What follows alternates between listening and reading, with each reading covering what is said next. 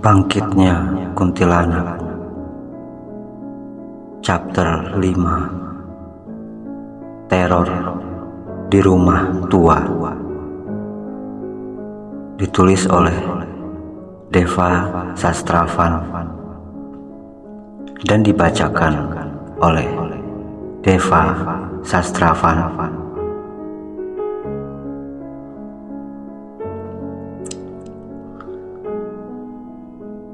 Sore itu, pasar Pidada sudah mulai sepi dari pembeli. Para pedagang pun mulai berbenah untuk pulang. Beberapa toko sudah sejak tadi tutup. Sementara di ujung pasar Pidada, seorang pedagang bakso tampak masih sibuk melayani pembeli.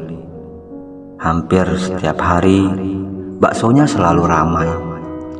Selain memang bakso yang disajikan murah meriah, rasanya yang enak, juga pedagangnya, Mas Mijan, adalah orang yang ramah kepada siapapun yang mampir membeli baksonya. Di salah satu meja ada dua orang sedang duduk. Salah seorang wajahnya merah karena kepedesan. "Ini pedes bener sambalnya," kata lelaki yang mengenakan ikat kepala berupa semacam slayer warna hitam.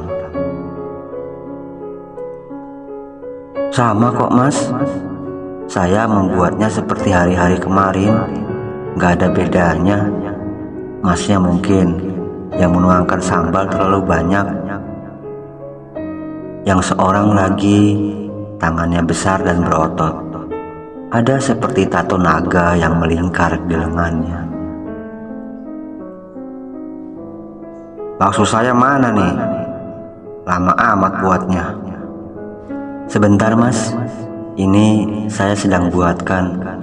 Harap maklum, karena antriannya memang banyak." Tak menunggu lama, Mas Mijan, si pemilik gerobak bakso itu, datang menghidangkan semangkuk bakso pada pria berotot itu. Ketika dia ingin menyantap bakso yang sudah terhidang di mejanya, ia kaget bukan main, karena apa yang dilihatnya di dalam mangkuk bukanlah bakso seperti yang diminta. Isinya ternyata gumpalan cacing-cacing bercampur belatung, yang di tengahnya terdapat 4 buah bola mata berlumur darah segar. Spontan ia melemparkan mangkuk tersebut ke sembarang arah. Beberapa pembeli lain yang terkena lemparan itu menjerit. Selain kaget, juga merasakan panasnya kuah bakso yang mengenai pakaian dan kulitnya. Mereka cuma mengumpat kecil dan tidak berani melawan, karena hampir semua yang ada di sana tahu dan kenal bahwa lelaki berbadan besar dan berotot itu tak lain adalah Ilung, preman pasar yang terkenal kejam dan tak punya rasa belas kasihan. Orang-orang lebih mengenalnya dengan panggilan Ilung Tato. "Kurang ajar lo, dasar tukang bakso sialan. Lo mau ngerjain gua, ha?" teriak Ilung seraya bangkit dari duduknya. Mas Mijan yang kebingungan hanya bengong, tak tahu harus berkata apa. Untungnya teman sebelahnya yang ternyata adalah Johan segera menghentikan Ilung. "Sabar bro, lo kenapa sih marah-marah gitu?" "Gimana gua gak marah coba? Yang dia kasih ke gua itu bukan mie campur bakso tapi cacing, belatung, dan bola mata yang dicampur dengan darah. Mau cari mati tukang bakso."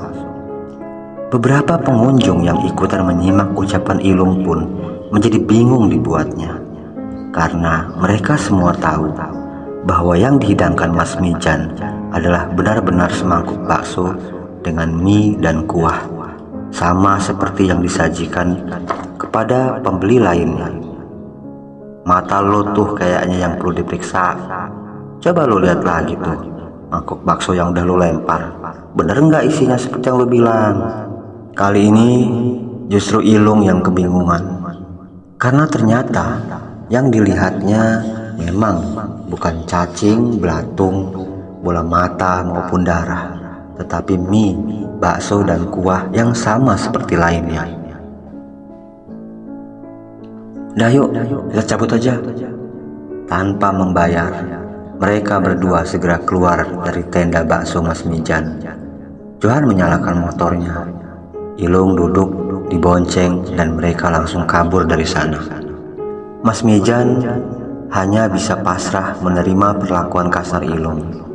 Mau melawan, ia tak punya kemampuan yang bisa menandinginya. Sabar Mas Mijan, setiap perbuatan pasti akan ada balasannya. Nanti juga kena apes ya tuh bajingan, kata seorang perempuan yang kebetulan tadi terkena lemparan mangkuk dari Ilung. Di markas, Yondi sedang menghitung hasil penjualan handphone dan pakaian, hasil jarahan dari Dewi. Ia menjualnya di pasar loak di kota. Ia senyum-senyum sendiri karena hasil penjualannya mendapat cukup banyak uang. Belum lagi dengan uang cash yang ia dapatkan dari dalam dompet Dewi. Sementara beberapa kartu identitas dan kartu ATM beserta dompetnya dibuangnya di jalan saat dia kembali dari pasar loak di kota. Terdengar suara motor datang dan berhenti di luar markas mereka, sebuah rumah tua yang tak terpakai lagi. Yondi sudah paham bahwa yang datang itu adalah Johan dan Ilung. Udah sampai lo Yon, gimana hasilnya? Tanya Ilung. Lumayan bos, malam ini kita bisa pesta minuman sepuasnya. Yondi menjawab sambil mengibas-ngibaskan uang di tangannya. Pinter juga lo, gak percuma lo jadi anak buah gua.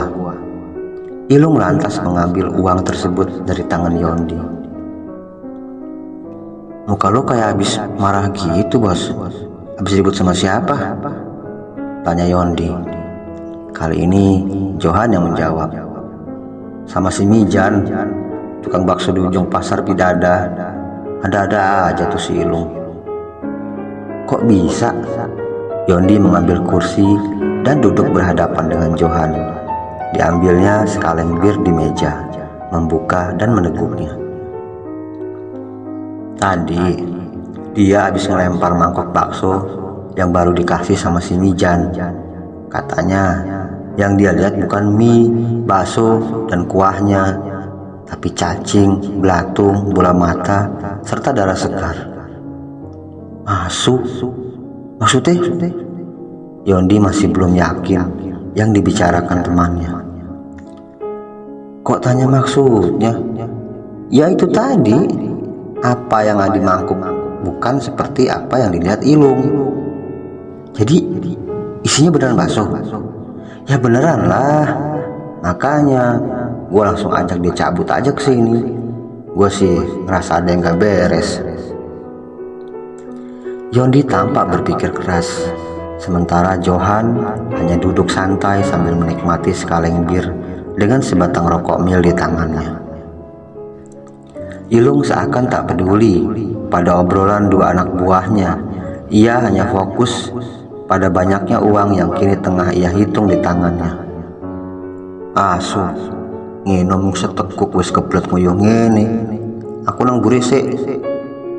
Tanpa menunggu jawaban dari Johan dan Ilung, Yondi langsung beranjak ke belakang rumah kosong itu untuk kencing.